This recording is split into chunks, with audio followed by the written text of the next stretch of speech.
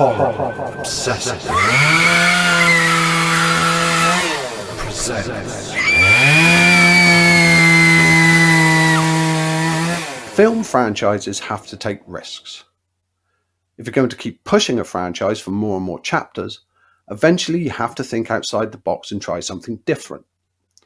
With Friday the 13th, fans are pretty united in their love and praise for the first four films. It's the fifth film that took the risks, and while today, many years later, people love it, that wasn't always the case. Which is how Friday the 13th Part 6, also known as Jason Lives, was able to retcon its way to being a classic. A new beginning. To be clear, I am one of the fans of the series who has always loved Friday the 13th Part 5, A New Beginning. But I am in the minority here. The film attempted to replace Jason Voorhees and use an angry parent first as a copycat villain, with the end goal being to move former Jason foe Tommy Jarvis into the new villain role going forward.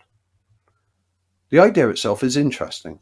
Halloween wanted to do it with Jamie Lloyd but got cold feet, before trying the concept again with the David Gordon Green trilogy.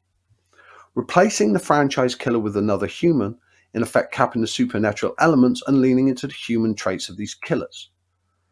Friday the 13th had always tried to make Jason the boy who drowned and came back seeking revenge, but really left the supernatural elements at that. But the consensus was that Part 5 had failed, despite doing well at the box office. People wanted Jason Voorhees, and they wanted what they were used to with this franchise. It was time for Jason to live again in Friday the 13th Part 6. Jason Lives Again.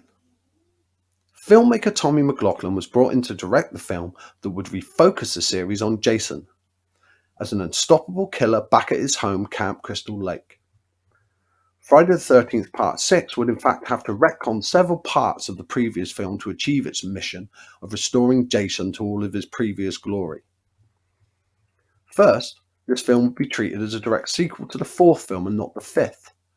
Tommy Jarvis was not a serial killer as the end of the fifth film made him out to be, and in real life, the contracts of the surviving cast members from Part 5 were terminated.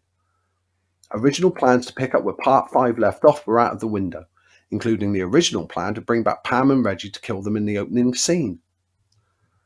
Perhaps the bigger retcon, and certainly the more impactful one, was leaning the character of Jason Voorhees into the more supernatural side of things. He was brought back to life via lightning, in a tip of a hat to the old Universal monster movies, and the masked killer was quicker, stronger, and more brutal. Backwoods born-again Jason was gone. Friday the 13th Part 6 ushered in a new Jason, and this Jason was here to stay. Changes. While the changes listed above were big, they would not be the only ones. Friday the 13th Part 6 was considerably different than other films in the franchise in a variety of ways. The film was funny in a lot of ways, including fourth wall breaking moments that have to be seen as a precursor to the Scream films. While this series always did a pretty good job of fleshing out its supporting character, this particular group of characters were not only well written, they were characters you wanted to see more of. Another big change was that this film was not overly gory. Sure, it featured some very notable kills, with the paintball scene coming to mind, but this was not a slasher film per se. Nor did it feature any nudity, another major departure from the genre during this time period.